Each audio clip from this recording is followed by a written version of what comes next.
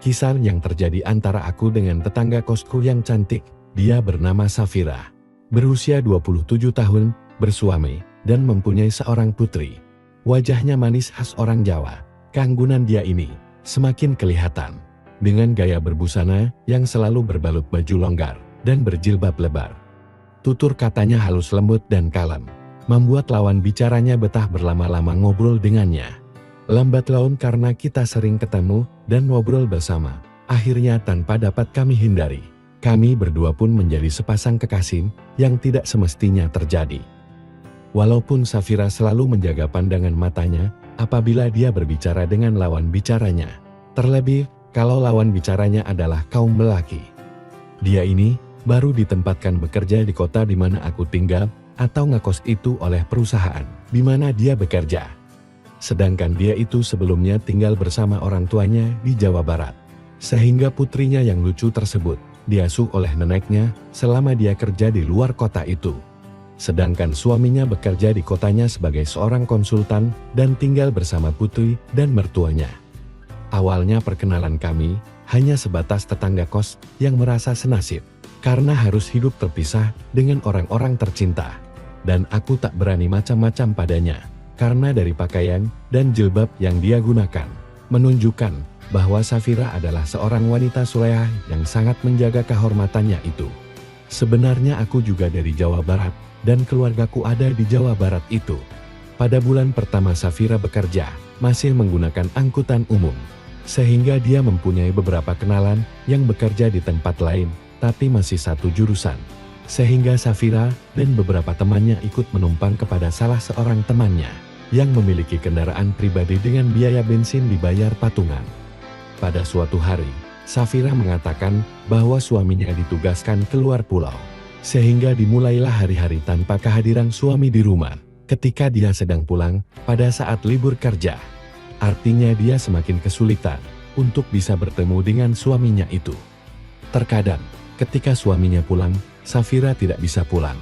Begitu juga sebaliknya. Tapi selama itu, belum terjadi apa-apa di antara kami berdua. Dan aku masih setia menjadi teman curhat baginya.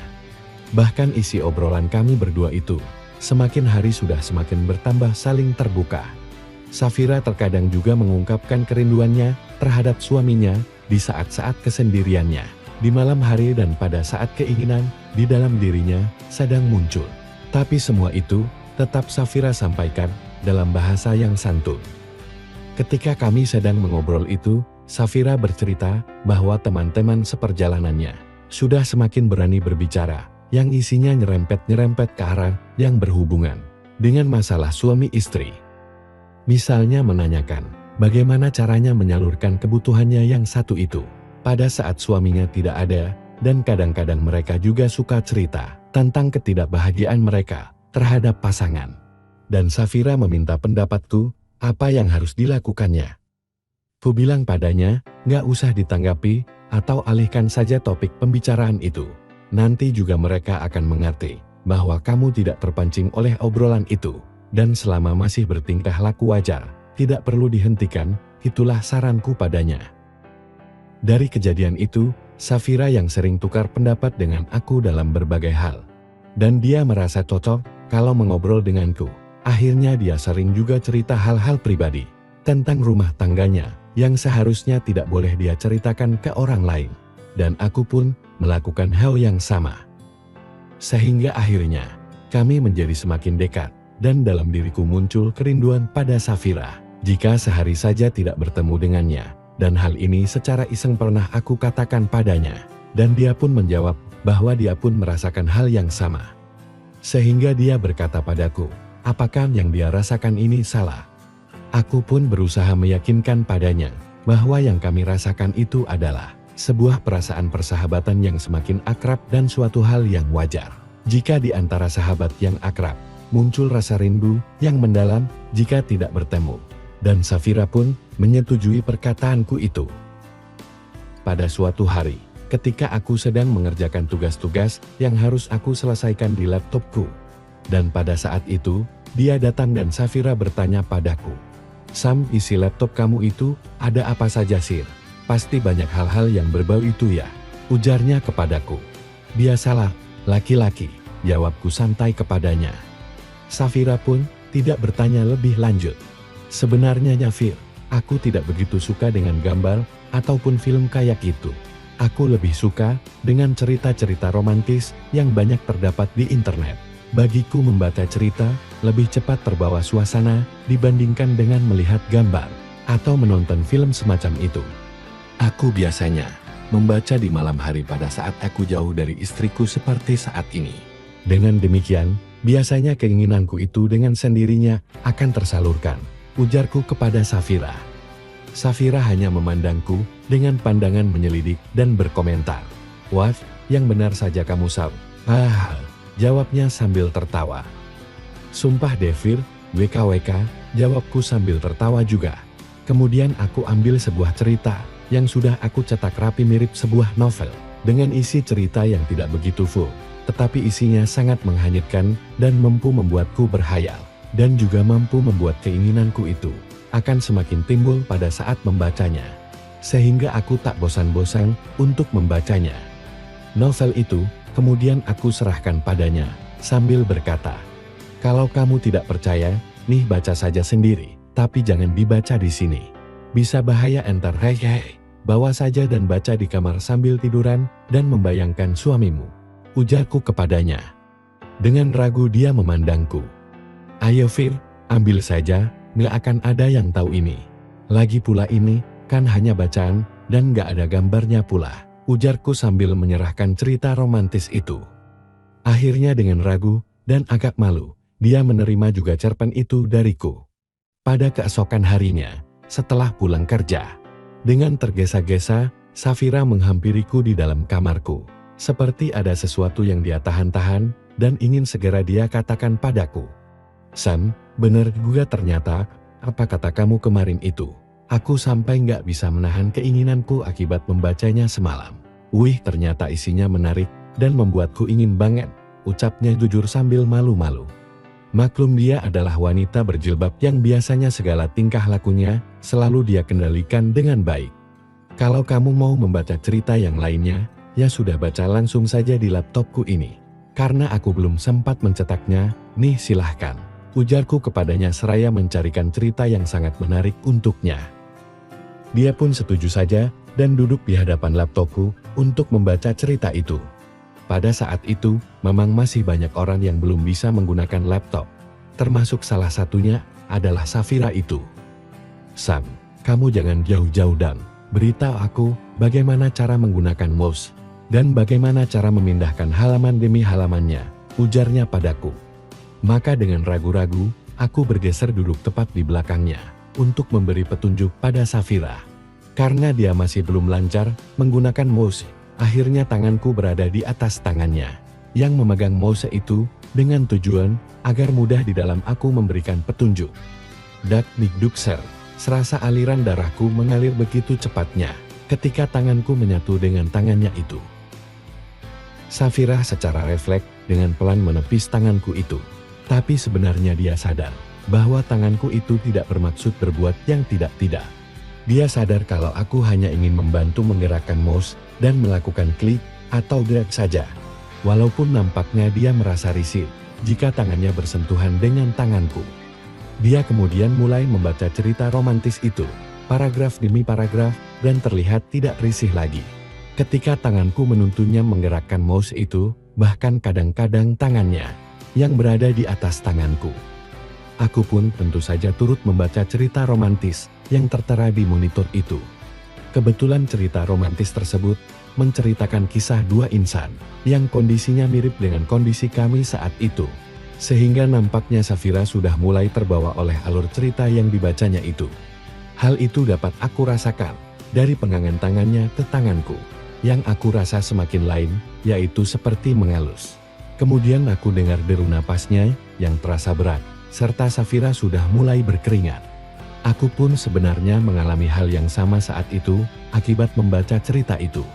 Tapi bagaimana caranya agar aku dapat melakukannya dengan Safira yang aku hormati, karena keimanannya itu.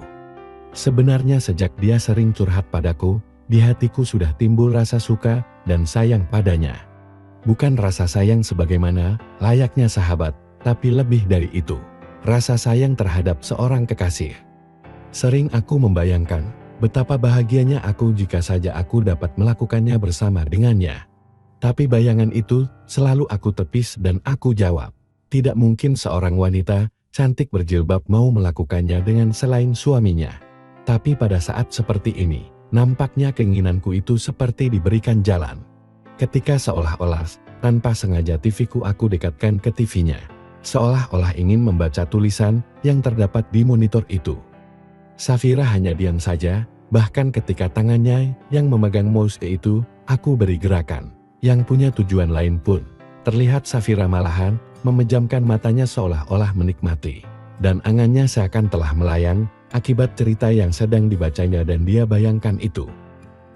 Agil, tanpa sadar Safira bersuara kecil, disusul dengan tarikan nafasnya yang sudah tidak stabil. Aku melihat dia sudah mulai geluitisar, aku pun mulai berpikir.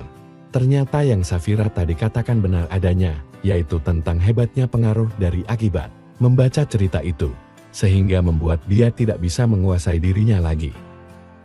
Aku yang pada saat itu juga sudah terpengaruh dari cerita dan dari dekatnya aku dengan Safira saat itu pun mulai memegang tangan kirinya dan Safira semakin memejamkan matanya.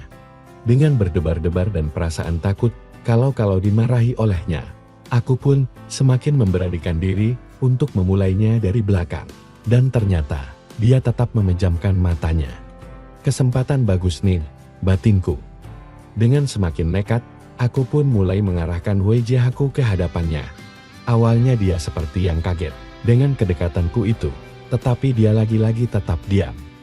Aku yang merasa mendapatkan lampu hijau itu pun semakin berani untuk melanjutkannya ke arah yang semakin menjanjikan itu dengan nafas yang tak karuan. Sungguh tidak aku sangka, ternyata Safira mulai membalas apa yang aku kerjakan itu dengan mata yang tetap terpejam. Balasan yang disuguhkan olehnya sungguh luar biasa. Aku benar-benar tidak menyangka kalau wanita berjilbab lebar ini demikian lihai dalam hal ini.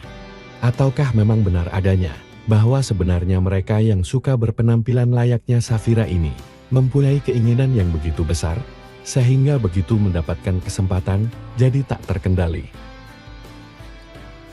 Pada akhirnya, kami sudah tidak lagi memperhatikan monitor laptop itu lagi. Tetapi lebih asik dengan kenyataannya, bukan hanya yang ada dalam cerita romantis itu. Kami dalam kesempatan itu sangat lama, hingga aku sampai pegal karena terlalu lama membungkuk. Aku tarik Safira ke atas, agar dia berdiri, dan aku dekatkan ke dinding di sebelah jendela, sehingga mataku masih bisa memperhatikan keadaan di luar kamarku. Semakin lama, Safira tampak semakin mengharapkan adanya penyelesaian. Dengan perlahan, aku bimbing lagi dia untuk ke bed. Rupanya Safira sudah sangat terbawa oleh suasana romantis itu, sehingga membuat keinginanku pun semakin meningkat jadinya. Safira mulai kehilangan kendali dengan terus bergerak dan bersuara dengan suara yang semakin keras. Aku pun takut dan berpikir, apakah aku telah menyakitinya? Maka sejenak aku hentikan apa saja yang aku lakukan padanya itu. Safira pun segera berbisik dengan suara yang terbata-bata. Jaja, jangan berhenti Sam, please. Aku pun semakin khawatir saja kalau suaranya itu dapat didengar oleh orang di luar kamarku. Maka kubisikkan sesuatu kepadanya. Safira, jangan kencang-kencang suaranya. Aku takut suaramu terdengar orang lain. Bisa berabil deh entar. Dia memandangku dengan pandangan yang tak rela. Mungkin dia ingin menghayati saat indah itu semaksimal mungkin. Tapi akhirnya dia dapat memahami akan kekhawatiranku itu dan mengangguk setuju. Tetapi dengan gerakan yang terburu-buru, seperti yang sudah tidak sabaran lagi, karena merasa lapar. Safira berusaha membuang penghalang yang ada, aku pun yang melihat itu, segera saja ikutan. Spontan aku menjadi terpana, ketika melihat apa yang selama ini, hanya ada dalam bayangan. Dan hayalku itu, sekarang tampak begitu nyata, dan dekat, serta bisa aku miliki sepenuhnya. Tidak pernah aku bayangkan, seorang wanita berjilbab lebar, dengan demikian, yang selalu menutupi itu, dengan penuh bersemangat, sedang berusaha memberikan kesenangan itu, kepadaku sedemikian hebatnya, sehingga membuatku benar-benar melayang-layang dibuatnya. Aku yang sering mendengar keluh kesahnya, kalau sepertinya Safira begitu kekurangan. Dari pemberian suaminya itu pun bertekad, harus bisa memberikannya semaksimal mungkin. Tak lama kemudian, Safira pun mulai memberikan kode padaku, dengan menarikku, agar berada di atas. Seraya dia memberikan jalan itu luas-luasnya bagiku, untuk masuk. Aku pun cepat tanggap dan penuh kasih sayang mulai mengabulkan keinginannya itu. Dan ternyata betul-betul, sangat luar biasa, apa yang aku peroleh pada saat itu. Sedangkan Safira rupa-rupanya, juga mengalami hal yang sama seperti yang aku alami saat itu. Sehingga dengan penuh semangat, dia pun memberikan balasan dari bawah dengan penuh kasih sayang. Tiba-tiba Safira bergerak, sehingga aku terguling ke pinggir. Dan dia beralih demikian. Sungguh luar biasa jurus yang dimiliki oleh Safira ini, batinku senang. Namun, tiba-tiba saja, dia semakin cepat tak terkendalikan lagi. Hingga akhirnya dengan mata yang menutup rapat dan gigi yang terkatup rapat. Yang mana pada saat itu aku juga sudah hampir sampai pada tujuanku. Akhirnya secara bersamaan, aku dan Safira pun telah mendarat dengan sangat tepat waktu. Dengan sangat sempurna. Sungguh perjalanan yang sangat luar biasa indahnya, apa yang baru saja aku alami ini. Kemudian suasana menjadi hening, hanya terdengar suara nafas kami berdua yang perlahan-lahan mulai teratur pelan, dan kami benar-benar seperti orang yang tidak sadarkan diri selama beberapa saat. Entah berapa lama ketidaksadaran kami itu terjadi. Hanya dalam setengah sadar, aku rasakan Safira bergeser, dan akhirnya kami tertidur lelap. Betapa beruntungnya aku, karena telah mendapatkan sebuah kesempatan yang sungguh luar biasa dan melelahkan dengan seorang wanita berjilbab. Semenjak kejadian itu, aku dengan Safira selalu mengulangnya. Bahkan akhirnya, kami memutuskan untuk berpindah kosan, dan mengaku kalau kami berdua adalah sepasang suami istri. Dan benar-benar nasib lagi mujur, pemilik kos kami yang baru itu tidak banyak tanya ini dan itu. Percaya saja, kalau kami berdua itu pasangan suami istri. Sehingga sudah bisa teman-temanku tebak apa yang setiap hari terjadi antara aku dengan Safira itu di demikian yang baru itu. Tetapi untung tak dapat diraih. Sekitar 4 bulan kemudian, Safira ditarik kembali oleh kantornya itu untuk bekerja di kantor yang dekat rumahnya kembali. Akhirnya dengan sangat berat hati, aku dan Safira pun terpaksa harus berpisah dan mengakhiri kisah indah kami berdua itu. Semenjak itu, aku menjadi merasakan betapa hampanya hidupku tanpa adanya Safira di sisiku lagi. Safira, kapankah kembali kita bisa bersama? Batinku setiap malam menjelang aku tidur dengan menatap langit-langit kamar kosku itu. Demikianlah kisah yang aku ceritakan ini. Semoga teman-teman terhibur, dan semoga Safira juga membaca ini dan mengingat aku kembali. Terima kasih. Sebut saja namaku Anton, 19 tahun, aku seorang mahasiswa di salah satu PTN Kota A. Saat ini, aku baru tahun pertama kuliah. Aku akan menceritakan pengalamanku, memang ini bukanlah yang pertama kalinya aku alami, tapi masih asik untuk diceritakan. Aku teringat pengalamanku dengan Bude yang cantik dan penuh pengalaman. Sebut saja namanya Bude Siska. Kejadian ini terjadi kira-kira 1 bulan yang lalu. Ketika itu saat liburan semester, aku memutuskan untuk pergi liburan ke kota, di mana budeku itu tinggal. Memang kepergianku itu sudah lama aku rencanakan. Karena sejak dulu, aku selalu dimanjakan olehnya. Sampai-sampai aku menganggapnya benar-benar seperti ibuku sendiri. Baiklah, aku akan menceritakan sedikit tentang budeku ini. Dia berumur lebih kurang 42 tahun, wajahnya lumayan cantik. Tingginya kira-kira 167 cm, rambutnya ikal sebahu lebih sedikit. Menurutku budeku itu cukup mempunyai daya pikat yang tinggi. Di usianya yang sudah melebihi 40 tahun ini. Dan mengenai suaminya, dia bekerja di sebuah perusahaan yang cukup terkenal, dan hanya akan pulang 3 hari dalam sebulan. Aku sampai di kota itu hari Senin jam 4 sore, karena aku memang sengaja berangkat dengan perkiraanku sampai di kota itu sore hari, karena aku akan bisa langsung istirahat di malam harinya. Malamnya, karena beneran capek di perjalanan, aku langsung tertidur sampai pagi harinya. Aku terbangun kira-kira jam 9 pagi, aku langsung pergi mambe. Sehabis mandi, aku berencana mau sarapan di lantai bawah. Karena memang rumah budeku ini cukup besar dan berlantai 2. Aku sampai di bawah dan melihat budeku lagi di dapur. Sepertinya budeku sedang bersih-bersih. Aku melihat meja makan yang terbuat dari marmer itu masih kosong, tidak ada hidangan apa-apa di situ. Tiba-tiba budeku datang. "Sudah bangun sayang?" tanyanya. "Udah bude, udah mandi lagi, ini kan udah wangi," ucapku, sambil mengangkat tanganku untuk memberikan kode kalau beneran sudah wangi. "Belum sarapan ya?" tanyanya. "Iya belum bude, tolong siapin bude, Anton kan lapar," balasku dengan manja.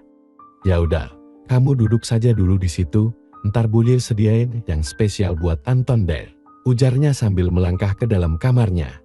Tak lama kemudian, bude keluar lagi dari kamarnya itu. Aku hanya menatapnya dengan bengong. "Tunggu ya sayang," ucapnya. "Yup budeku sayang," balasku. "Sekarang kamu tutup mata, biar bude sediain hidangan yang spesial buat kamu sayang. Sarapan yang paling spesial pokoknya," ucapnya. Mendengar perintahnya itu, tanpa banyak bertanya aku langsung saja menutup mata dan menunggu dengan penuh rasa penasaran, seperti apakah sarapan spesial buatku itu. "Udah belum bude?" aku bertanya dengan sangat penasaran. "Tunggu sebentar," sahutnya. Aku merasa kalau suaranya itu dekat sekali. Kalau tidak salah di meja makan itu. Tiba-tiba saja budeku meraih kepalaku. Sedetik kemudian, aku sepertinya menghirup sesuatu yang harum. Dan keharuman itu sangatlah kukenal. Belum selesai aku melamun, budeku berkata sambil berusaha semakin mendekatkan kepalaku ke sumber aroma yang cukup wangi itu. "Udah kamu sekarang buka mata sayang dan cicipi sarapan spesialmu itu," ucapnya. Ketika aku membuka kedua mataku, spontan saja aku terpana dan kaget saat melihat hidangan spesial dari budeku itu. Karena ternyata saat itu, budeku sedang duduk di atas meja yang terbuat dari batu itu. Pagi itu jantungku berdegup tak karuan saat melihat suguhan yang tidak pernah aku bayangkan sebelumnya. "Inilah sarapan spesial untuk Musai," ucapnya seraya mengedipkan sebelah matanya. Tanpa pikir panjang lagi, aku yang selama ini memang pernah melakukan hal yang semacam itu pada seorang wanita, langsung saja berusaha membuat budeku merasa senang dengan caraku mencicipi hidangan spesialnya itu. Akibatnya budeku pun langsung memuji kehebatan caraku itu. "Pintar juga ternyata kamu sayang," ucapnya. Aku tidak menjawabnya. Aku terus melanjutkan pekerjaanku itu dengan sesekali menatapnya, yang tampak begitu bahagia dengan apa yang aku kerjakan itu. Kira-kira 13 menit aku mengerjakan itu, aku pun menyudahinya seraya berdiri. Budeku menatapku dengan pandangan yang penuh pengharapan. Setelah beberapa saat aku berdiri, kemudian aku berusaha mempersembahkan hidangan spesial yang akan aku berikan khusus untuknya. Budeku hanya memandangku dengan serius. Dan selanjutnya, budeku terlihat begitu terpana dan tak berkedip melihat apa yang aku suguhkan itu.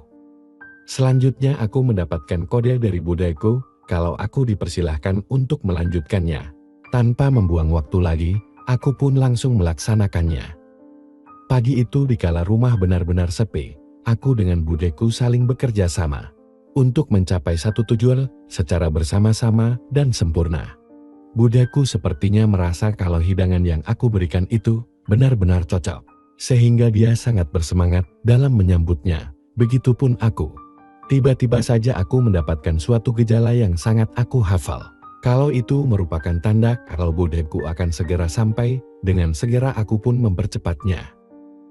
Tiba-tiba budeku bersuara, "Bude dapat nih sayang." Sedetik kemudian aku pun mendekati detik-detik yang sangat menyenangkan itu. "Aku juga bude," ucapku. 10 menit kemudian, budeku pun bangkit. Kemudian aku berkata, "Menyenangkan sekali sarapan pagi kali ini bude." "Mau nambah?" sahutnya seraya mengedipkan mata. "Tentulah, siapa takut," ujarku. Waktu itu jam sudah menunjukkan pukul 11.30 siang. Kemudian setelah istirahat sejenak, aku pun mengulangnya lagi dengan budeku beberapa kali lagi. Kemudian aku, serta Rini yang sudah pulang dan budeku makan siang bersama. Sewaktu makan siang itu, aku selalu memandangi budeku, seolah aku tidak percaya kalau aku telah melakukan itu dengannya. Siang itu, ternyata Rini harus pergi praktek selama seminggu.